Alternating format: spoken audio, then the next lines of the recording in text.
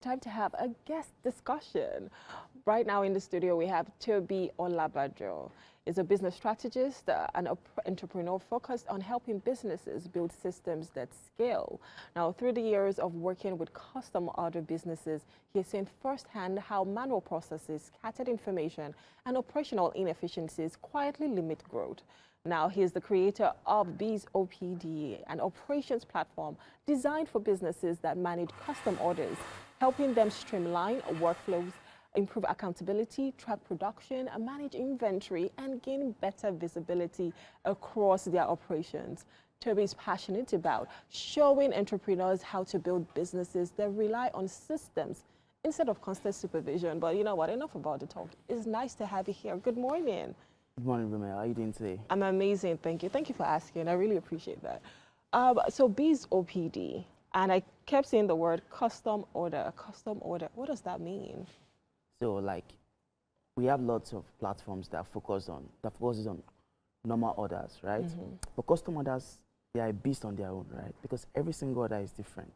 Every single customer order is different. So you think So it's bespoke, it's custom made for a person. Yes, because think tailors. Okay. One of the reasons why your tailors are actually messing up and always make mistakes is that every single customer order is different. They have to take the measurement again. So there's a lot of opportunity for mistakes, messiness. So we built Visibility to solve that challenge for many businesses, because we realize that many businesses, they see the obvious fault, and many times they now see the mistakes like part of business, right? Maybe they forget an order, or a customer is always checking them. See it like part of business, and it's not the right way. You cannot scale a business that way. Oh, okay. So what's the right way to see? Because obviously a lot of business, or rather a lot of entrepreneurs, they work so hard, they struggle to make sure that the business would scale, but sometimes they still fail in that. So what is the right way, and why do you even think that businesses fail to scale in the first place? One, they're always relying on memory. Oh wow. So relying on memory is good, but it's very bad when it comes to business. In business, you have to have repeatable systems. That means if you're not there today, right, it can still work, right? The reason why an Elumelu or like a Dangote can travel around is because they have built systems, right, that allows their business to function even when they're not there. So many business owners, they take all the burden. Everything is in their head, or they have a Michael Jackson in their company, so like a superstar in their company. Wow. So having a superstar in a company is good, right? But there are downfalls to that. What if that person leaves tomorrow? What if that person falls sick? So you should have like repeatable systems that allows you to be able to scale the business, even when you are not around, or when your most talented staff is not around. Yeah. And that's one of the reasons why we built Visibility specifically. So as a business owner, even if you're not there, you can see what your staff are doing. Yeah. There's a lot of, it's like, we call it the source of truth for businesses. Ooh, I love that. I mean, for me, I always say I want to make money while I'm sleeping, right? And that's what the Dangotes, the Tony Elumelus of this world have been able to do. They can be anywhere, and they've built that system that they're making money while they're sleeping, while they're doing whatever they want to do. But a lot of times, you know, you see a lot of business owners, there's just that system that doesn't work. And sometimes it's the operational part of it that quietly costs the business. Do you want to touch a bit on that? Of course, sometimes they didn't even realize it. You use the Tailor, for instance, and you said memory cannot help you. So it's that system. But what are other things that would quietly cost your business and you don't even realize it? So forgetting customers' order. So an example, a customer says they need this dress on the 4th of July, right? Because you don't have systems that allows you to be able to work towards that date. Maybe you have 20 orders, right? So now you're forgetting that order. That customer is dissatisfied. That customer won't come back. You have lost potential millions. You don't know who that customer knows, or because I always say one thing, right?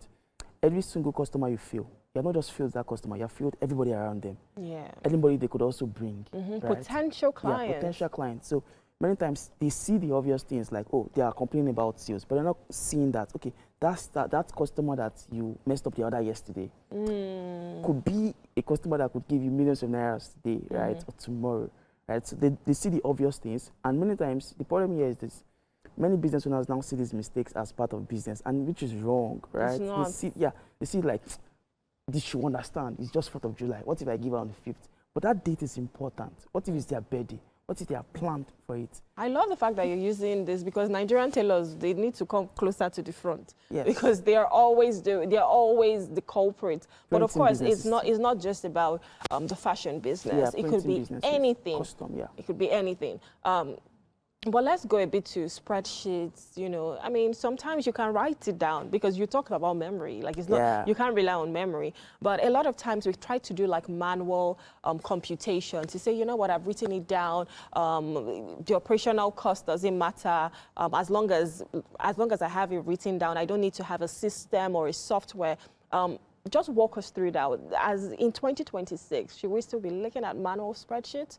Or should we be moving somewhere else? One of the questions I like to ask is, imagine you go to an airport, and you're using spreadsheets or WhatsApp to manage your flight. And they will bring this thing now. It will be a roll call.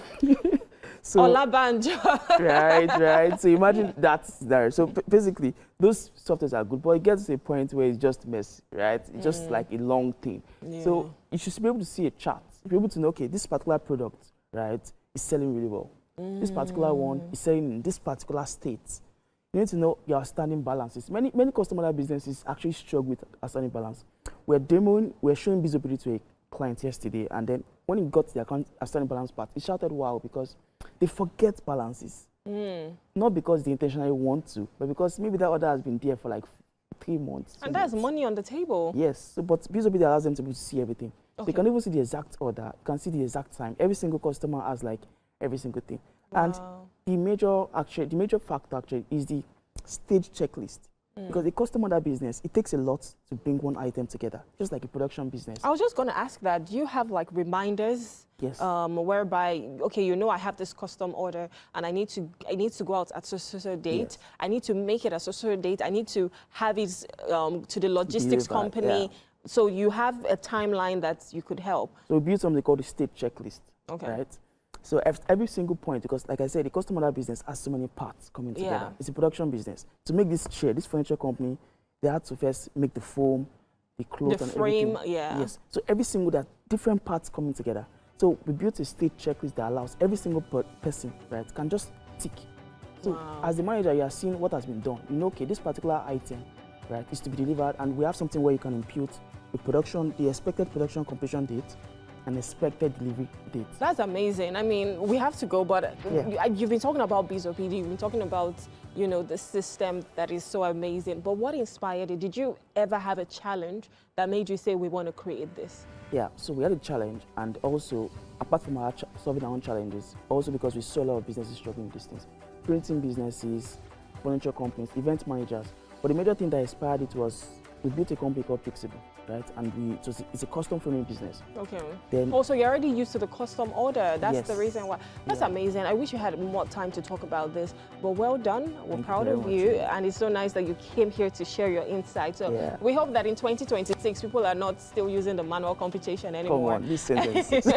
And they're going all the way to having systems and processes that would help their business scale up. Yeah, Thank you so much. Thank you very much, Rina. All right, you're still watching Wake Up Nigeria. We're going on a short break right now, but when we return, Wake Up Nigeria continues. See you after this.